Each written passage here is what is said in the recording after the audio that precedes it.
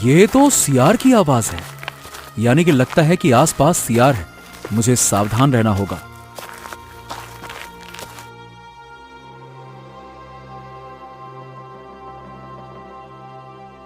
ये हिरण इतनी तेजी से क्यों भाग रहा है? ओह, कहीं सियार इसका पीछा तो नहीं कर रहा है? मुझे अब यहां ज्यादा देर नहीं रुकना चाहिए। लक्ष्मण जैसे ही वापस जाने लगता है, सामने से सियार आ खड़ा होता है। अरे वाह मनुष्य, मुझे कई सालों के बाद मनुष्य का मांस खाने को मिलेगा।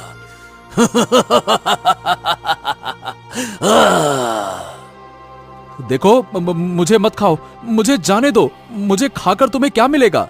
तुम्हें खाकर मेरी भूख मिटेगी, मुझे आनंद आएगा। पालनपुर नामक गांव में लक्ष्मण नाम का एक गरीब लकड़हारा अपनी पत्नी लता के साथ रहता था। लक्ष्मण रोज जंगल से लकड़ियां काटकर उन्हें बेचता था और अपने परिवार का पालन पोषण करता था।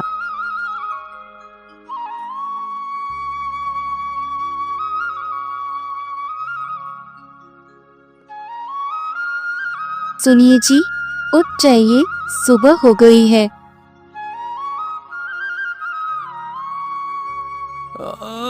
हाँ, बस उठ गया।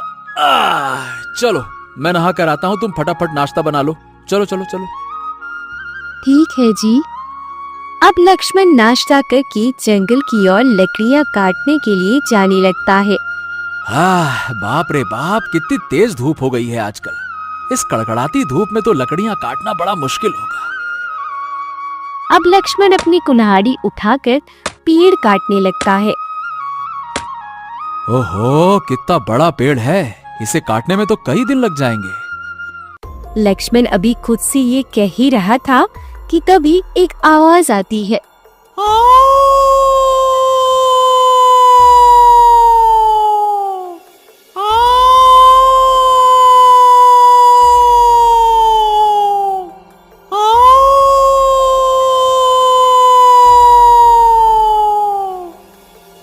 ये तो सियार की आवाज लगती है, यानी कि लगता है आसपास सियार है। मुझे सावधान रहना होगा। लक्ष्मण सियार की आवाज सुनकर भयभीत हो जाता है और चुपके चुपके अपने कदम पीछे करने लगता है। तभी दौड़ता हुआ एक हिरण उसके सामने से गुजरता है। ये हिरण इतनी तेजी से क्यों भाग रहा है? कहीं सियार इसका पीछा तो नहीं कर रहा? ओह, अब मुझे यहाँ ज्यादा देर नहीं रुकना चाहिए। लक्ष्मण जैसे ही वापस जाने लगता है, सामने से सियार आ खड़ा होता है। अरे वाह मनुष्य, हाँ, कई सालों के बाद मनुष्य का मांस खाने को मिलेगा। अरे अरे, मुझे मत खाओ, मुझे जाने दो। मुझे खाकर क्या मिलेगा? तुम्हें खाकर मेरी भूख मिटेगी, मुझे आनंद मिलेगा। लक्ष्मण अब सोच में पड़ जाता है कि इस सियार से कैसे बचे।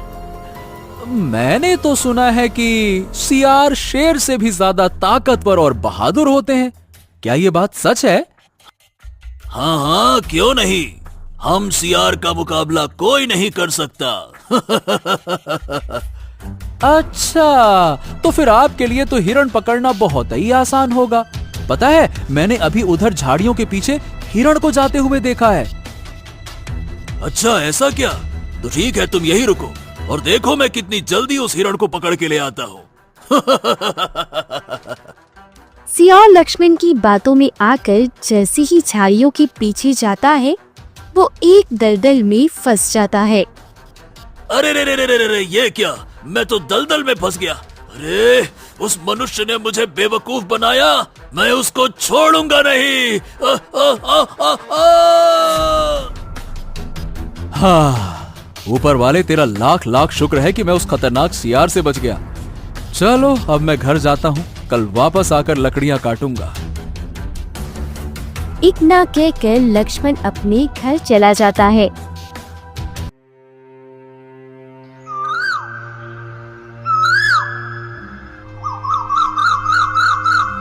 लता, अरे ओ लता, अरे कहाँ हो तुम? बाहर तो आओ। लता। अरे जी, आप इतनी जल्दी वापस कैसे आ गए? और आप इतना पसीना पसीना क्यों हो रहे हैं? सब ठीक तो है ना? अरे कुछ ठीक नहीं है। लक्ष्मण अब सारी बात लता को बताता है। ए जी, अब आप जंगल नहीं जाएंगे। जंगल में बहुत खतरा है। अब मैं आपको नहीं जाने दूंगी। नहीं जाएंगे आप जंगल। अरे तो क्या करें? मैं कोई दूसरा काम भी तो नहीं जानता। अब कुछ ना करूंगा तो हम भूखे मर जाएंगे। कुछ ना कुछ तो करना पड़ेगा ना। मुझे कुछ नहीं सुनना। आपको मेरी कसम है, आप अब जंगल नहीं जाएंगे। लता की कसम से लक्ष्मण मजबूर हो जाता है और लकड़ियां काटने जंगल जाना बंद कर देता है।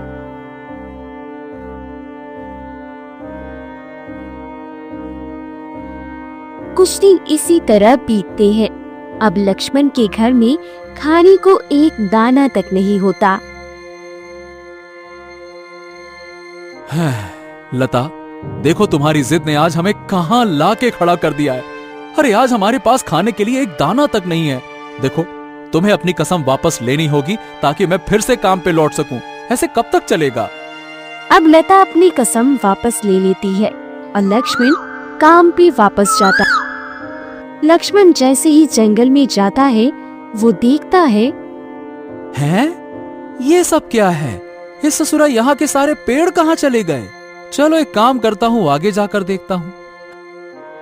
अब लक्ष्मण आगे जाता है तो उसे वहाँ एक ही पेड़ दिखाई देता है। हाँ, चलो एक पेड़ तो मिला। आज इसे काटता हूँ और कल फिर कोई और पेड़ ढूंढूंगा। चलो। लक्ष्मण जैसे ही पेड़ काटने के लिए कुल्हाड़ी उठाता है, वैसे ही वहाँ पर एक लड़की आ जाती है। अरे तुम कौन हो और इस जंगल में क्या कर रही हो? मेरा नाम राधा है और मैं इसी जंगल में अपनी बूढ़ी माँ के साथ रहती हूँ। कई सालों पहले हमें गांव से निकाल दिया गया था। मैं यहाँ खाने के लिए फल तोड़ने आई हूँ। तुम इस पेड़ को मत काटो।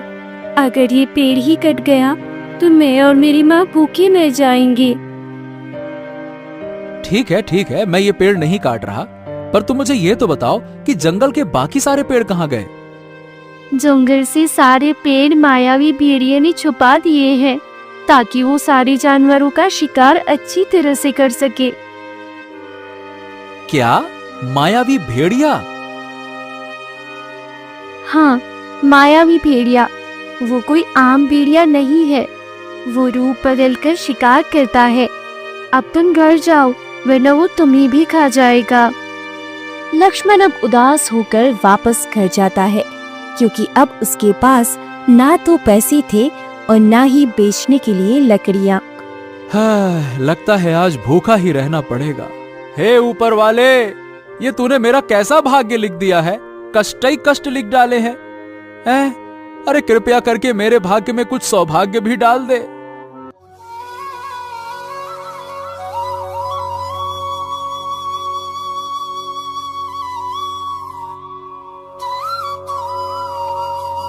अजी, आप महाराज से बात क्यों नहीं करते? इतने कम पैसों में गुजारा करना मुश्किल सा हो रहा है।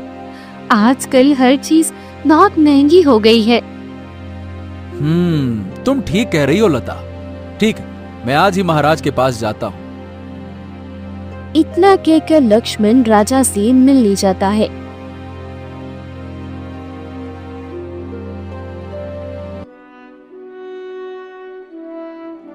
महाराज की जय हो, जय हो।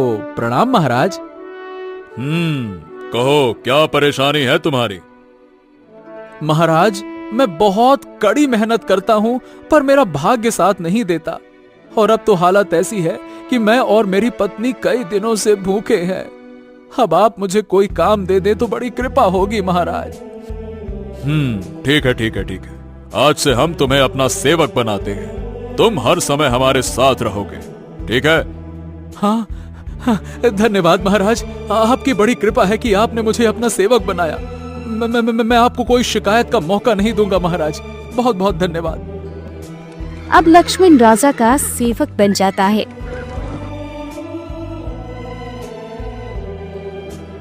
कुछ दिनों बाद राजा मंत्री जी से कहते हैं, मंत्री जी, आज हम शिकार पर जाएंगे और लक्ष्मण भी मेरे साथ जाएगा। आप रथ तैयार करवाइए। ठीक है महाराज, जैसी आपकी इच्छा। अब राजा और लक्ष्मण दोनों रथ पर सवार होकर जंगल की ओर निकल पड़ते हैं। महाराज मेरी बात माने तो आप जंगल मत जाइए, वहाँ खतरा है। तो क्या तुम मुझे कायर समझते हो क्या? हैं? हम एक शूरवीर राजा हैं। हमने न जाने कितने खूंखार जानवरों का शिकार किया है। हम किसी से नहीं डरते, समझे? मैं जानता हूँ महाराज, आप बहुत सूरवीर हैं। बस मैं तो आपकी सुरक्षा के लिए कह रहा था। अब राजा जंगल से काफी अंदर चले जाते हैं। ये इस जंगल के सारे पेड़ कहाँ हैं? और कोई शिकार नजर क्यों नहीं आ रहा है? महाराज सब कहते हैं कि यहाँ मायावी भेड़िया रहता है। उसने सारे पेड़ ही छुपा दिए ताकि उसे शिकार करने में कोई परेशानी ना हो। अच्छा, ऐसा है तो ठीक है, मैं देखना चाहूंगा उस मायावी भेड़िया को। मैं भी तो देखूं आखिरकार वो कितना शक्तिशाली है। अभी राजा लक्ष्मण से ये कह ही रहे थे कि तभी वहाँ पर एक छोटा बच्चा आता है। अरे बच्चे, तुम कौन हो और इस जंगल में क्या कर रहे हो? मेरा नाम राजू है और मैं यहाँ गलती से आ गया। मुझे अपने घर का रास्ता नहीं मिल रहा। मुझे अपने घर जाना है। मुझे अपने घर जाना है। अरे अरे अरे बच्चे बच्चे, रो मत, शांत हो जाओ, शांत हो जाओ। हम तुम्हें घर ले चलेंगे। चलो, हम तुम्हारे घर का रास्ता ढूंढते हैं। चुप हो जाओ, चुप हो जाओ। अब राजा लक्ष्मण और राजू जंगल में रास्ता ढूंढते हैं। अच्छा बच्चे, ये बताओ तुम किस रास्ते से जंगल आए थे? मेरे पीछे आइए, मैं आपको सब कुछ बताता हूँ। आइए। ए राजू, ये तुम हमको कहाँ लेके जा रहे हो? यहाँ तो हमको दूर दूर तक कोई रास्ता नजर नहीं आ रहा है, हैं? मुझे पता है, मैं सही रास्ते पर जा रहा हूँ। आप आइए मेरे पीछे। अब राजू जंगल के बीचों बीच खड़ा हो जाता है। राजू, तुम यहाँ रुक क्यों गए? यहाँ पर तो कोई भी रास्ता नहीं है। रास्ता नहीं है, इसीलिए तो लेकर आया हूँ।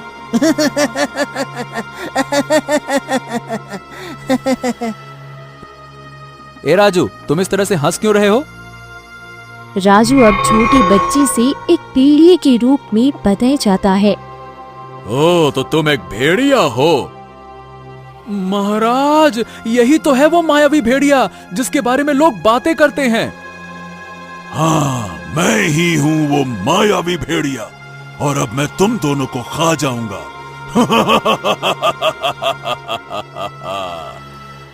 अब राजा लक्ष्मण की ओर देखते हैं। ओ भेड़िए, चला जा यहाँ से वरना तू मारा जाएगा। मैं कोई आम भेड़िया नहीं हूँ, मैं एक मायावी भेड़िया हूँ। तू मेरा कुछ नहीं बिगाड़ सकता। हाँ,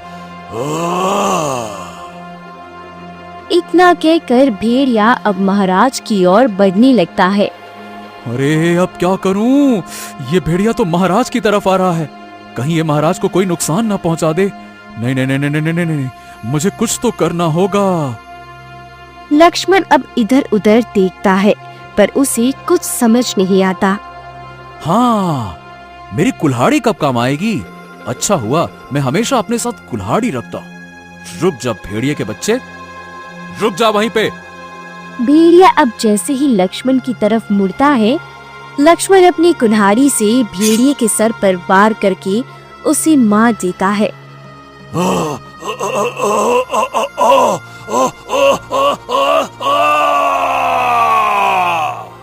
भेड़िया अब मर जाता है। हाँ, शाबाश लक्ष्मण, तुमने हमारी जान बचाई। हम तुम्हारे आभारी हैं। वाकई में तुम एक बहुत ही बहादुर और समझदार व्यक्ति हो। महाराज, ये तो मेरा फर्ज था। आपकी रक्षा करना ही तो मेरा धर्म है। अब चलिए महाराज, महल चलते हैं। अब दोनों महल चले जाते हैं।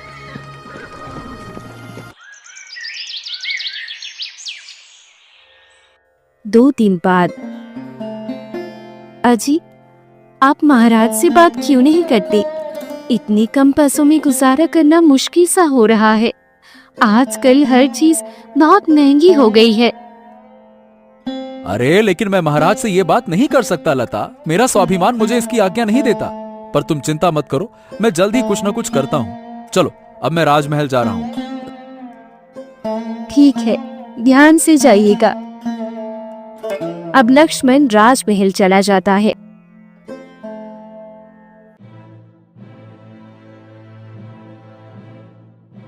महाराज, जंगल के पास वाली वो हमारी जो जमीन है ना, वहाँ काफी समय से कोई गया नहीं है। एक काम करें क्या, आप एक बार चलकर उस जमीन का दौरा कर लीजिए महाराज। ठीक है मंत्री जी, हम कल ही जाएंगे।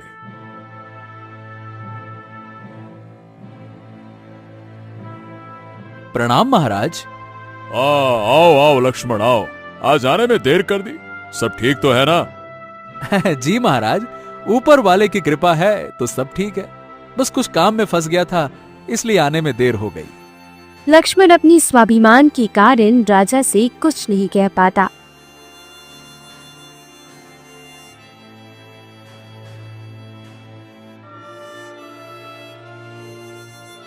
लक्ष्मण, हमारे साथ चलो, आज हमें जमीन के दौरे पर जाना है। ठीक है महाराज, चलिए। अब दोनों उस जमीन के दौरे पर जाते हैं।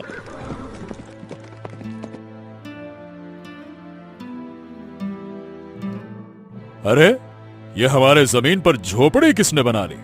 ये किसकी झोपड़ी है मंत्री जी? महाराज आप रुकिए, मैं देखता हूँ इस झोपड़ी में कौन रहता है। सुनो, कौन है अंदर? बाहर निकलो, बाहर आओ।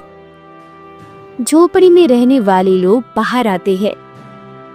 अरे ये तो वही लड़की राधा है। यहाँ तुमने अपनी झोपड़ी कैसे बना ली? क्या तुम्हें पता नहीं है कि यह जमीन राजघराने की है? माफ कीजिएगा महाराज, मैंने मजबूरी में यहाँ झोपड़ी बना ली थी। मुझे और मेरी माँ को गांव वालों ने चोरी के इल्जाम में गांव से निकाल दिया था। मेरी माँ बोल नहीं सकती, ऐसे में मैं अपनी बूढ़ी माँ को लेकर कहाँ जाती। महाराज हमें बेघर मत कीजिए, हम पर दया कीजिए महाराज, हम पर दया कीजिए। महाराज क्षमा करें, मैं राधा को जानता हूँ, ये सच कह रही है महाराज। महाराज मैं आपसे विनती करता हूँ कि इन्हें गांव में इनके घर में वापस रहने दिया जाए। ठीक है लक्ष्मण, अब अगर तुम कह रहे हो तो हम मना कैसे कर सकते हैं। लक्ष्मण भैया आपका बहुत बहुत धन्यवाद। महाराज आपका भी बहुत धन्यवाद, आप दोनों बहुत दयालु हैं। ठीक है मंत्री जी, आप गांव में घोषणा करवा दीजिए कि आज से राधा और उसकी माँ गांव के अपने पुराने घर में रहेंगी, वो भी पूरी इज्जत के साथ। ठीक है महाराज, जैसा आपका आदेश। अब राधा और उसकी माँ को उनके पुराने घर में भेज दिया जाता है। राजा राधा को सोने की 10 मुद्राएं भेजते हैं। ये लो राधा, महाराज ने तुम्हारे लिए सोने की मुद्राएं भेजी हैं। अब तुम्हें और तुम्हारी माँ को भूखा नहीं रहना पड़ेगा। लक्ष्मण भैया, सब आपकी वजह से ही हुआ है। आप न होते तो शायद मैं और मेरी माँ दर दर भटकते रहते। मैंने तो बस इंसानियत के नाते अपना फर्ज निभाया राधा। लक्ष्मण ये कहकर अब वापस चला जाता है। हे ऊपर वाले, तेरी कृपा सदैव सब पर बनी रहे, बस मेरे भी भाग्य को संवार दे ऊपर वाले। लक्ष्मण अब राजमहल जाता है।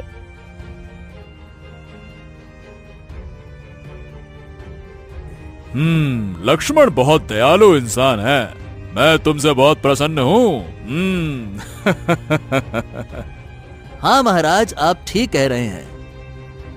अभी राजा और मंत्री जी लक्ष्मण की तारीफ कर ही रहे थे कि तभी वहाँ एक साधु बाबा आते हैं।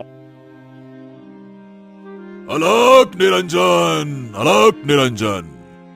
ओ प्रणाम प्रणाम साधु महाराज, आइए आइए आइए, कहिए कैसे आना हुआ?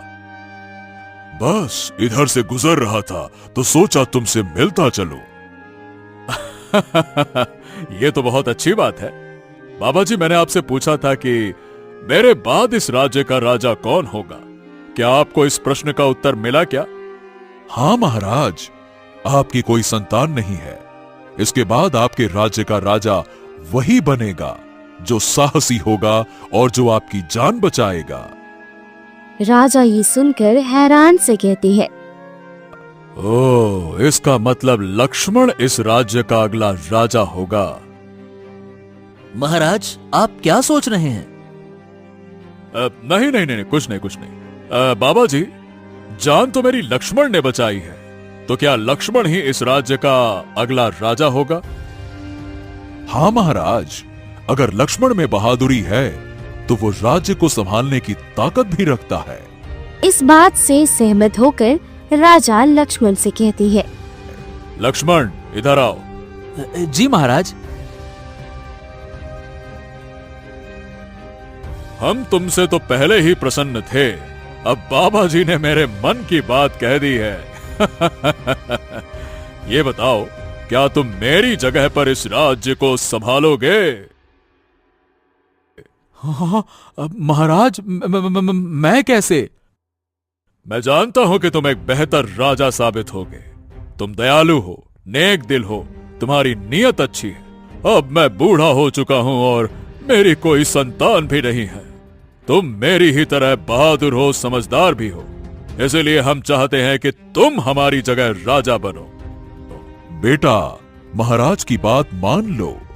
विधि का यही विधान है, तुम विधि के विधान को नहीं बदल सकते। ठीक है महाराज, अगर आप ये चाहते हैं तो मैं तैयार हूं। तो ठीक है, मंत्री जी, राज्य में घोषणा करवा दीजिए कि कल लक्ष्मण का राज्य अभिषेक किया जाएगा। लक्ष्मण के घर वालों को भी बुला लीजिएगा। जैसी आपकी आज्ञा महाराज। अब गांव में घोषणा होती है।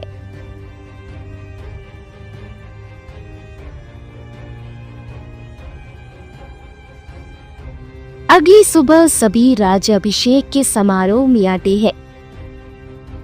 राज्याभिषेक शुरू किया जाए।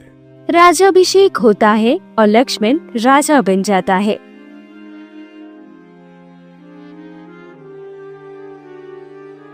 अजी, आप कितनी भाग्यशाली हैं। आप आज राजा बन गए हैं। देखिए, आपको अपने भाग्य का फल इस रूप में मिल गया। आज मैं बहुत खुश हूँ, बहुत खुश हूँ। हाँ भाग्यवान, तुम बिल्कुल ठीक कह रही हो। ऊपर वाले ने मेरी परीक्षा ली, फिर उसके बाद मुझे मेरे भाग्य का फल इस रूप में दे दिया। लक्ष्मण, आज से तुम इस राज्य को संभालो और अपने कर्तव्य को दिल लगाकर निभाओ। जैसा आप कहें महाराज, जरूर। लक्ष्मण अब अपनी राज्य को अच्छी से संभालने लगता है। प्रजा का बहुत ख्याल रखता है। प्रजा भी अब राजा लक्ष्मण से बहुत खुश रहती है।